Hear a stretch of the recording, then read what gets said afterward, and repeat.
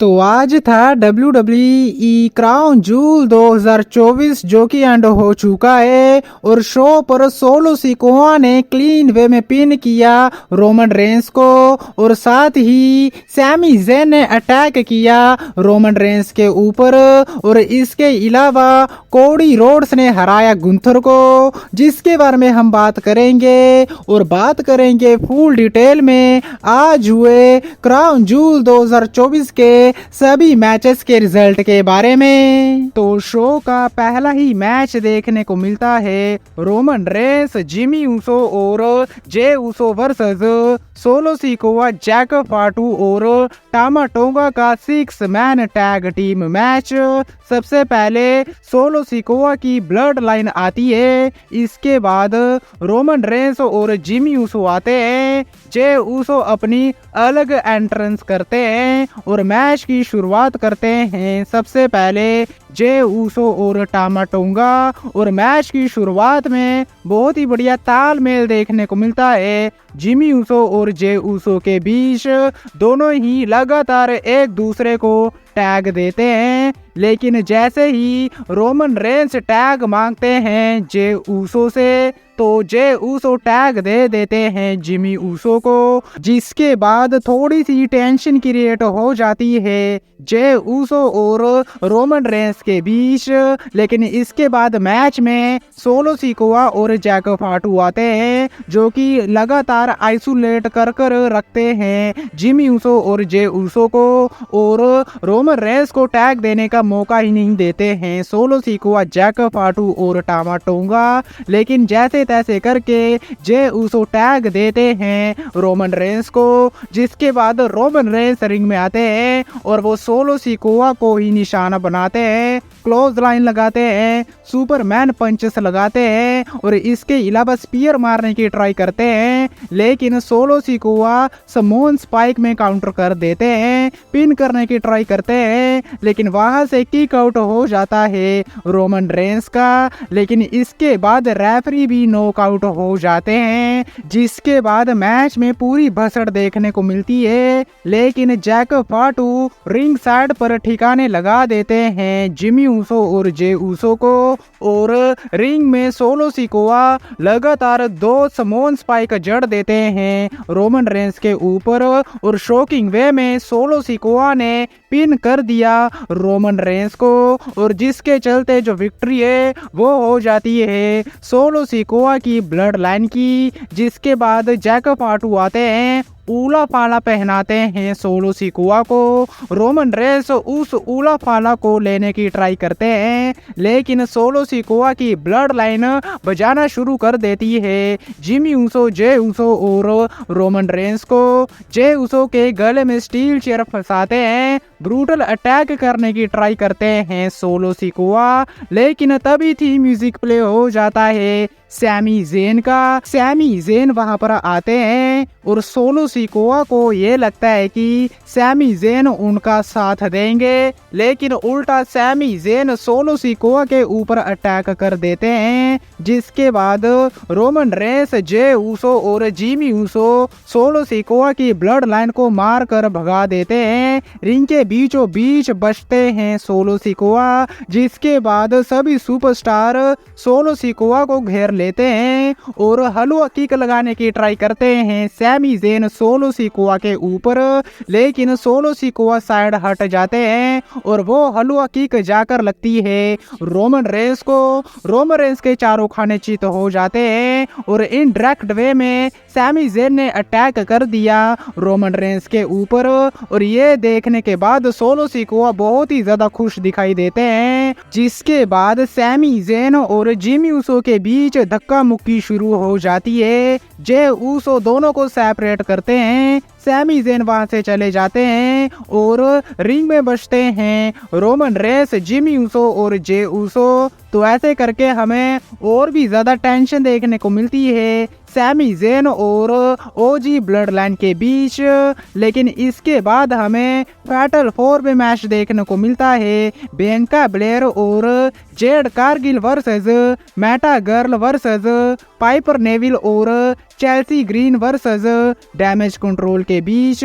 जहां पर Jade Cargill और बियांका ब्लेयर अपनी टैग टीम चैंपियनशिप को डिफेंड कर रही थी। बात करें इस मैच के बारे में तो मैच बहुत ही ज्यादा धमाकेदार रहा। सभी सुपरस्टारों की तरफ से हमें बहुत ही शानदार एक्शन देखने को मिला, हाई फ्लाइंग एक्शन देखने को मिला इयो स्काई और कायरी सेन की तरफ से। लेकिन बात करें इस मैच के रिजल्ट के बारे में तो मैच का रिजल्ट कुछ इस तरह से निकलता है, जब इनडायरेक्ट वे में पाइपर नेविल अटैक कर देती हैं चेल्सी ग्रीन के ऊपर, जिसके बाद पाइपर नेविल का जो ध्यान है वो डिस्ट्रैक्ट हो जाता है और इसी का फायदा उठाती हैं जेड कारगिल और बियांका ब्लेयर। दोनों ही मिलकर अपना जो डबल टीम मूव है वो लगा देती हैं पाइपर नेविल के ऊपर, जिसके बाद पाइपर नेविल को पिन करके इस मैच में विक्ट्री हासिल कर लेती हैं जेड कारगिल और बियांका ब्लेयर और उन्होंने अपनी टैग टीम चैंपियनशिप को भी सक्सेसफुल वे में डिफेंड कर लिया। इसके बाद हमें Seth Rollins versus Bronson read के बीच मैच देखने को मिलता है। बात करें इस मैच के बारे में तो मैच शुरू होने से पहले ही सेथ रोलिंस अटैक करना शुरू कर देते हैं ब्रोंसन रीड के ऊपर, जिसके बाद दोनों ही सुपरस्टार रिंग साइड पर एक दूसरे के ऊपर लगातार अटैक करते हैं। लेकिन जैसे ही मैच शुरू होता है ब्रोंसन रीड अपना फिनिशर सुनामी लगा देते हैं सेथ रोलिंस के ऊपर। सेथ रोलिंस भी अपना फिनिशर स्टॉम्प लगा देते हैं ब्रोंसन रीड के ऊपर, लेकिन लगातार किक आउट हमें देखने को मिलता है दोनों ही सुपरस्टारों की तरफ से। लेकिन इसके बाद पूरी तरह से डोमिनेशन करते हैं ब्रोंसन रीड इस मैच में सेथ रोलिंस के ऊपर और स्टील स्टेप्स के साथ अटैक करने की ट्राई करते हैं। लेकिन यही सबसे बड़ी गलती थी ब्रोंसन रीड की, क्योंकि सेथ रोलिंस उसी स्टील स्टेप्स के ऊपर स्टॉम्प जड़ देते हैं, जिसके बाद रिंग में ले जाकर ब्रोंसन रीड के ऊपर एक और स्टॉम्प दे मारते हैं सेथ रोलिंस। लेकिन सेथ रोलिंस यहीं पर नहीं रुकते हैं, क्योंकि टॉप रोप के ऊपर से एक सुपर स्टॉम्प दे मारते हैं सेथ रोलिंस ब्रोंसन रीड के ऊपर, जिसके बाद सेथ रोलिंस पिन कर देते हैं ब्रोंसन रीड को और इस तरह से जो विक्ट्री है वो हो जाती है सेथ रोलिंस की। जिसके बाद सेथ रोलिंस अपनी इस विक्ट्री को सेलिब्रेट करते हैं। लेकिन इसके बाद हमें Nia Jax versus Liv Morgan के बीच मैच देखने को मिलता है क्राउन जूल चैंपियनशिप के लिए। बात करें इस मैच के बारे में तो मैच में पूरी तरह से डोमिनेट करती हैं नाया जैक्स, लेकिन मैच में एक ऐसा स्पॉट आता है जिसके चलते दोनों ही सुपरस्टार रिंग के बीचों बीच ढेर हो जाती हैं। तभी थीम म्यूजिक प्ले हो जाता है टिफनी स्ट्रैटन का। टिफनी स्ट्रैटन वहां पर आती हैं जो कि कैश इन करने की ट्राई करती हैं, लेकिन नाया जैक्स उनको भगा देती हैं। लेकिन इसके बावजूद भी टिफनी स्ट्रैटन कैश इन करने की ट्राई करती हैं, जिसके बाद डोमिनिक मिस्टीरियो और रेकेल रोड्रिगस वहां पर आ जाते हैं जो कि लिव मॉर्गन की हेल्प करते हैं और इसी का फायदा मिला लिव मॉर्गन को, क्योंकि नाया जैक्स अपना फिनिशर लगाने की ट्राई करती हैं। डोमिनिक मिस्टीरियो नाया जैक्स को डिस्ट्रैक्ट कर देते हैं, जिसके बाद लिव मॉर्गन अपना फिनिशर लगा देती हैं नाया जैक्स के ऊपर और नाया जैक्स को पिन करके इस मैच में विक्ट्री हासिल कर लेती हैं लिव मॉर्गन और लिव मॉर्गन बन गई हैं first ever women's crown jewel champion. जिसके बाद ट्रिपल एच वहां पर आते हैं, वो टाइटल देते हैं लिव मॉर्गन को, जिसके बाद लिव मॉर्गन अपनी इस विक्ट्री को सेलिब्रेट करती हैं रिंग के बीचों बीच। इसके बाद हमें Randy Orton versus Kevin Owens के बीच सिंगल मैच देखने को मिलने वाला था, लेकिन ये मैच शुरू ही नहीं होता है, क्योंकि मैच शुरू होने से पहले ही केविन ओवेंस स्टील चेयर के साथ अटैक करना शुरू कर देते हैं रैंडी ओटन के ऊपर, जिसके बाद रैंडी ओटन भी रिंग साइड पर बैक सुप्लेक्स लगा देते हैं केविन ओवेंस के ऊपर। दोनों ही सुपरस्टार लगातार एक दूसरे के ऊपर अटैक करते हैं, जिसके बाद एडम पियर और निक ओल्डस वहां पर आ जाते हैं दोनों को रोकने के लिए, लेकिन रैंडी ओटन आरकेओ लगा देते हैं एडम पियर के ऊपर, जिसके बाद ये दोनों सुपरस्टार लड़ते लड़ते क्राउड के बीच चले जाते हैं, जिसके बाद Kevin Owens flying elbow drop लगा देते हैं रैंडी ओटन के ऊपर और रैंडी ओटन को टेबल के आर पार कर देते हैं और खुद भी टेबल के आर पार हो जाते हैं। दोनों ही सुपरस्टार बहुत ही बुरे तरीके के साथ इंजर हो जाते हैं और जो मैच था वो शुरू ही नहीं हो पाता है। लेकिन इसके बाद हमें LA Knight versus Carmelo Hayes versus Andrade के बीच ट्रिपल थ्रेड मैच देखने को मिलता है, जहां पर एले नाइट अपने यूएस टाइटल को डिफेंड कर रहे थे। बात करें इस मैच के बारे में तो बहुत ही ज्यादा धमाकेदार ये मैच रहा। तीनों ही सुपरस्टारों की तरफ से हमें हाई फ्लाइंग एक्शन देखने को मिलता है, मूल सोल्ट हमें देखने को मिला अंड्राडे की तरफ से, और इसके अलावा कार्मेलो हेस लगातार अपना फिनिशर लगाते हैं एले नाइट और अंड्राडे के ऊपर, लेकिन हमें लगातार किक आउट देखने को मिलता है तीनों ही सुपरस्टारों की तरफ से। लेकिन बात करें इस मैच के रिजल्ट के बारे में तो मैच का रिजल्ट कुछ इस तरह से निकलता है, जब एले नाइट अपना फिनिशर BFT लगा देते हैं अंड्राडे और कार्मेलो हेस के ऊपर और कार्मेलो हेस को पिन करके इस मैच में एले नाइट विक्ट्री हासिल कर लेते हैं और अपने यूएस टाइटल को भी सक्सेसफुल वे में डिफेंड कर लेते हैं। लेकिन बात करें शो के मेन इवेंट के बारे में तो यहाँ पर हमें कोडी रोड्स वर्सेस